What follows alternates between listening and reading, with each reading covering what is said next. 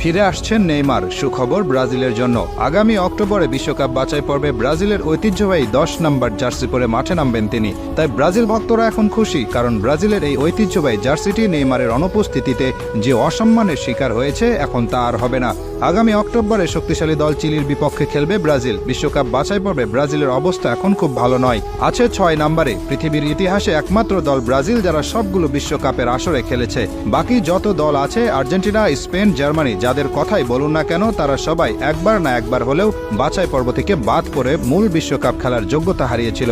কিন্তু ব্রাজিলই একমাত্র দল যাদের কোনোদিন এমন কিছু দেখতে হয়নি। কিন্তু এবার শঙ্কা জেগেছে বিশ্বকাপ বাছাই পর্ব থেকে বাদ পড়ার। আর তাই এমন সময়ে দলের প্রাণভোমরা নেইমারের দলে ফেরার এমন ঘোষণা আশা জাগিয়েছে ব্রাজিল ভক্তদের মনে, কারণ নেইমার কি জিনিস সেটা সকলেই জানে। নেইমার এমন একজন খেলোয়াড় যিনি একাই পারেন একটা ম্যাচ জিতিয়ে নিয়ে আসতে। বর্তমানে ব্রাজিল দলে যারা আছেন তারা সবাই মিলে যত গোল করেছেন, নেইমার একাই করেছেন তার চেয়ে বেশি। নেইমার 127 ম্যাচ খেলেছেন ব্রাজিলের হয়ে, সেখানে গোল করেছেন 79টি আর অ্যাসিস্ট করেছেন 59টি। আর এই হলুদ জার্সি এবং ব্রাজিল দলের জন্য নেইমারের যে পরিমাণ ভালোবাসা আছে তা আর কারো নেই। কতটা ভালোবাসা থাকলে ইনজুরিতে থেকেও নেইমার দলকে সমর্থন দিতে সাধারণ দর্শক হিসেবে সুদূর সৌদি আরব থেকে চলে এসেছেন আমেরিকাতে। শুধু ব্রাজিল দলে কেন, সারা বিশ্বে এমন নজির খুব একটা দেখা যায় না।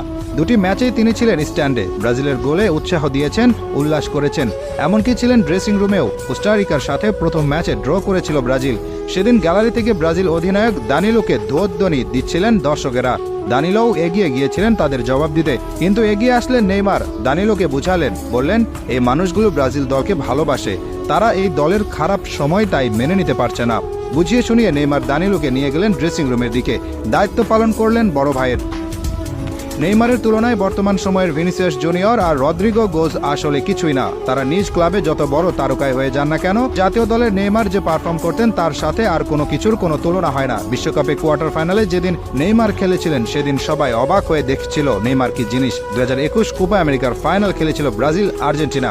ব্রাজিল সেদিন হেরে গিয়েছিল আর্জেন্টিনার কাছে, কিন্তু হেরে গেলেও আর্জেন্টিনা একাধিক খেলোয়াড় এটা স্বীকার করেছিলেন যে সেদিন মাঠে সবচেয়ে ভালো খেলোয়াড় ছিলেন নেইমার। ডিপল তো বলেই দিয়েছেন তার জীবনে তিনি নেইমারের চেয়ে ভালো খেলোয়াড় দেখেনি। নেইমারকে আটকাতে গিয়ে তার যে কষ্ট হয়েছে, সেই কষ্ট তাকে আর কেউ দিতে পারেনি। এই কথা স্বীকার করেছেন আর্জেন্টিনার আরেক ডিফেন্ডার রোমেরো।